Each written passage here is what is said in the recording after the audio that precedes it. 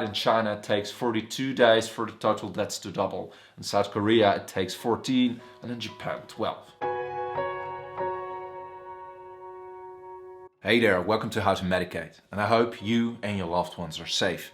We are living in difficult times, but together we can get through it, so keep your spirits up. Having said that, today's video will also be on the coronavirus, where we will take a look at some numbers and figures considering the virus. I already made a video on flattening the curve and a video on the most frequently asked questions regarding the coronavirus, and you can find those somewhere up there or in the description. Check them out if you missed them.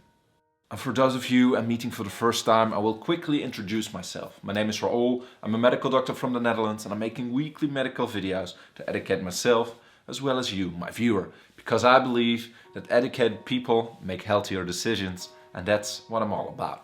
This video comes also with a little disclaimer. It's meant purely informational. This is not medical advice, and if you're looking for medical advice, always contact your own doctor.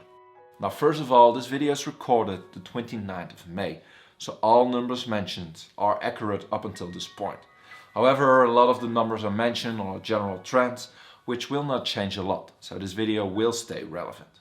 Now let's start by taking a look at the global cases. And the best way to do it is with the website of the CSSE of the Johns Hopkins University. They made an amazing website with all kinds of real-time data on the coronavirus outbreak from all over the world. If we take a look at the left column, we see the total infections worldwide. It's already 665,000 infections. And in the middle we can hover over the individual countries and see the local number of infections.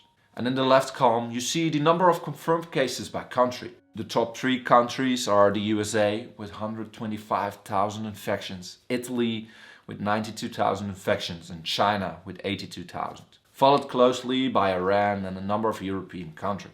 Then in the right column we see the total deaths. Sadly, they already reached 30,000 deaths, of which 10,000 in Italy alone. And in the column next to that we see the only good news of this website, the total recoveries, about 140,000 at this point. And lastly, at the bottom of this chart we see the confirmed cases. As you see, this number is rising almost exponentially, and most of our governments worldwide are trying to slow down this curve, make it less steep. All the taken measures are aimed at reducing the number of infections each day. This needs to be done, otherwise our healthcare system will get overwhelmed. So hopefully these next few days we will start to see the effect of these measures, and this line hopefully will get less steep. And if you want to learn more on this, I already made a video on flattening the curve. It's precisely on this topic, and again you can find it in the description. Now next up, how many days does it take for the total deaths to double? Worldwide, currently it takes about 6 days for the total deaths to double, but there is a huge spread among the countries. In Italy this takes about 7 days, in Spain it takes 4 days, and in the US currently it takes only 3 days. However, on the opposite side, in China it takes 42 days for the total deaths to double, in South Korea it takes 14 and in Japan 12. So what that learns us is that a total lockdown at least helps to lower your total deaths and your infections. Now let's continue with some more data on COVID-19 patients. For this part of the video I used mostly data from the Netherlands, but again it's relatable to all other countries. In this graph the blue bars resemble hospital admissions and the red bars resemble deaths. What we see here is that the number of hospital admissions rises from the ages 45 to 49 and peaks at 75 to 79. It peaks there because this graph uses absolute numbers. There are more 75 to 79-year-olds than, for example, 85 to 89-year-olds. Therefore, the main conclusion is the older your age, the higher the risk for a hospital admission, and unfortunately the same is true for the number of total deaths. What this graph also learns us is that mainly people older than 50 years require hospital admissions. In fact, only 1 in 10 people needing a hospital admission is younger than 50 years. And only very few deaths are caused by the coronavirus, and those younger than 60 years. Now, if we take a look at the coronavirus and gender, then we see some remarkable figures. The number of infections among men and women are almost equal. Red in this graph resembles women, dark blue resembles men, and light blue is unknown. But if we take a look at the distribution between hospital admissions, then we see that women make up only 37% of the admissions, and men make up the other 63%.